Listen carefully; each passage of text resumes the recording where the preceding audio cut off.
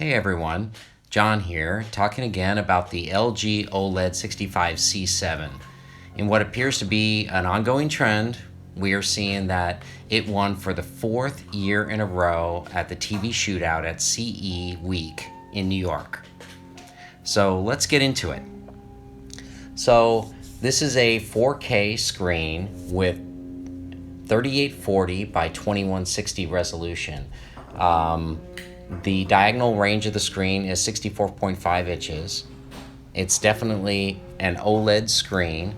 So what makes this OLED very interesting is that it has pixel dimming. It can actually turn off each pixel individually, but that's not the interesting part. It actually has 4 subpixels underneath, an RGBW, so red, green, blue, and white. The white makes it a little bit different. The white gives it the higher nits. So a normal LCD TV will get 1,000, a high-end LCD TV will get 1,000 nits, which is much brighter than this TV. However, this year's TV gets 700 nits, which is almost as bright as an LCD. And you actually get the deepest black levels with an OLED, so that's where an LCD TV cannot handle because it's backlit and the light shines through it. This can shut off and you get absolute black. I forget the number, but it's like 0.00005 of the black level, so it's virtually off. So also it has a 4K upscaler, so we can take a 480p signal, a 720p signal, or any of the HD signals, and we can upconvert that to 4K. And even all the experts agree that it does a very good job with doing that, and it doesn't look fake. So it does a really good job at reproducing television, and if you keep watching, you'll see some more details of the TV coming through and up converting to 4K. I'll talk more about that later. So just to reiterate, we get perfect black panel, ultra luminescence, cinematic color, true color accuracy. That's what some of the features are in this. It does have WebOS 3.5. I think last year's was WebOS 3.0. So you're going to get web browser, video on demand service, cloud games, Samsung's apps. Not Samsung, sorry. It will be, you get an app store with LG. So it does a very good job. You have HDMI, you get 4 HDMI inputs, and they're running HDCP 2.2. You get 3 USB ports, 1 Ethernet, an RF input for your regular television. So you also get composite. So that's going to be really good. The Wi-Fi is 802.11ac. You do have a 40-watt audio on the TV. However, I don't know why you would use the TV sound, because a TV like this costs $3,200, and most people are going to get this TV where it didn't have the extra sound on it and just use a sound bar like I did. And that is very good. So you're going to, the only negatives that you'll have with this TV, and if I do say the negatives, it would be that you do not get 3D technology with this TV. So you're not going to be able to play your 3D content through it. All the TVs in 2017, I don't know of any that do have 3D anymore. There might be 1 or 2 out there, but for most part, looks like the industry has given up on 3D. So we're, we do not have this with this TV.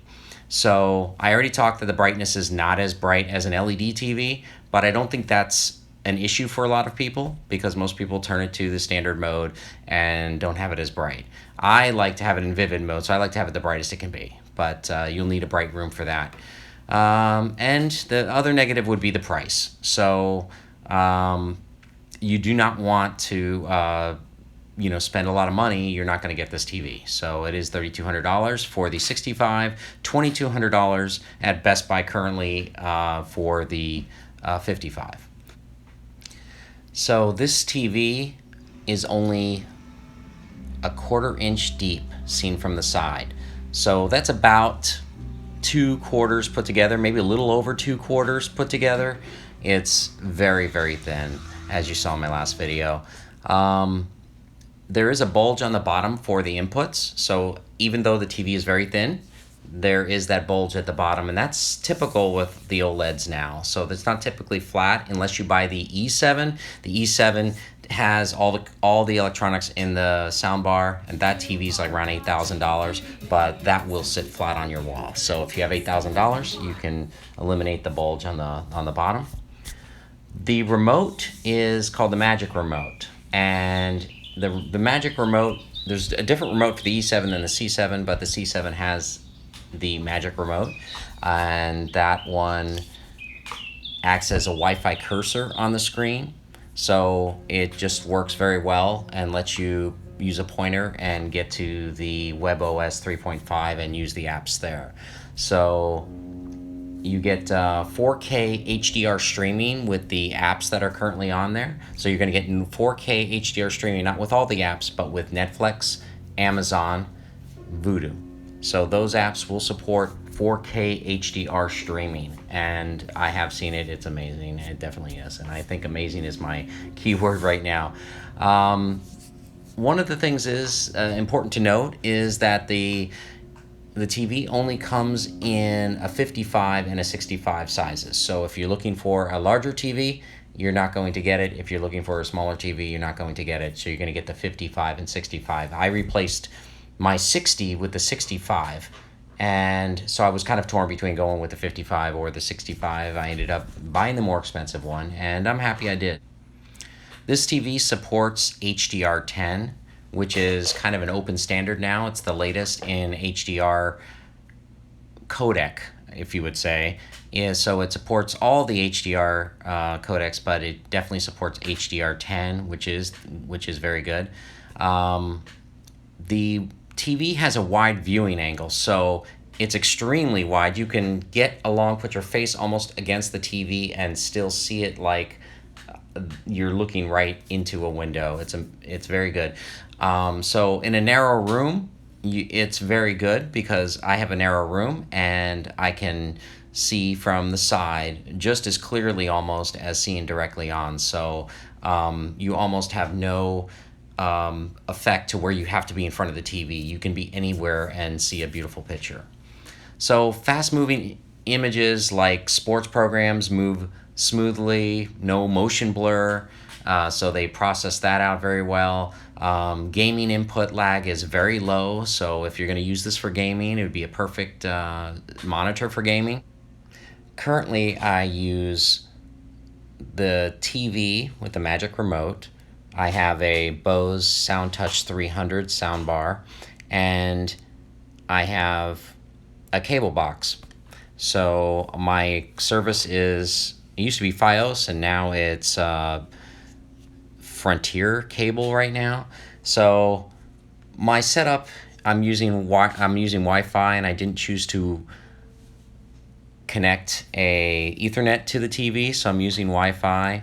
And with these remotes, I'm trying to use one remote for all remotes. So my challenge is to use only the Bose remote, because that is a universal remote. It used to work with my Samsung just fine for switching inputs, changing the DVR, and things like that. That is working fairly well. The only issue I have is that my Apple TV, which I didn't mention, I do have an Apple TV. The Apple TV currently only does high definition, does not do 4K. The new Apple TV coming out should be announced in September. We will get 4K with HDR10 ability. But until then, I have to use the Magic Remote to control the TV settings. And it does have a quick button to get to Netflix, which is really useful. So instead of just using one Bose remote, I am now using the Bose remote with the LG Magic Remote. So it's another thing on my coffee table. Not a big complaint. I think that's first world problems, right? But that would be my only wish, that I could have one remote that does everything. I don't believe even if I had the Harmony remote control would do all of this either. So LG's a little different because the WebOS 3.5, you do have to use the Magic Remote for most things. But if you're just using normal DVR and TV, I can switch the inputs on the Bose remote, no problem.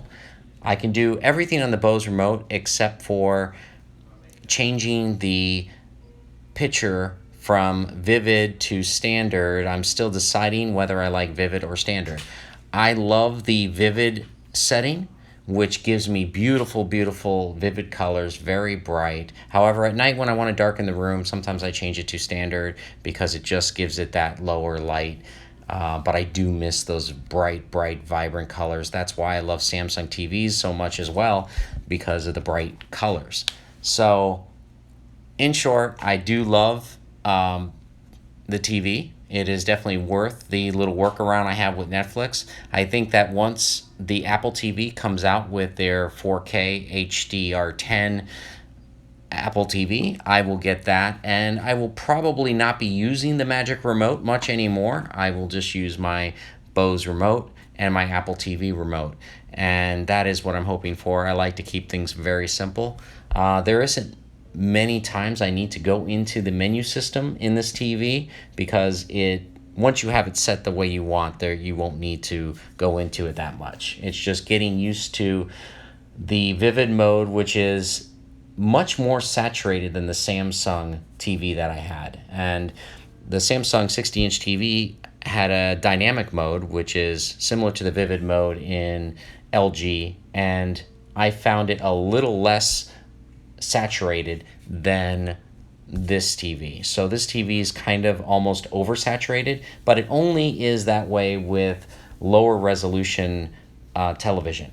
So my wife likes to watch HDTV, Food Network, and when she's watching that, I find it oversaturated, overbright with the vivid. I almost want to go to standard, and I switch back and forth. So I'm not exactly used to the vivid yet, although I just love how everything pops. The reds are super red as OLEDs get. It's amazing. And if you ever had a Samsung phone like the Galaxy S8, all Samsung phones have OLED panels, but the S8 has wonderful, beautiful resolution, and you can definitely see that OLED screen on there. So with this TV, it is almost like that. You're getting all of that wonderful content with those very, very bright reds, and that is really where the reds and the blues, and you see some beautiful scenes that way. So I do love the TV. I think it is something to get. I would, if you can afford the 3200, I'd get the larger one. If not, the 55 is definitely a good choice. One thing you do have to know is that on the 55, it still has the same resolution as the 65. So it has 3,860 pixels.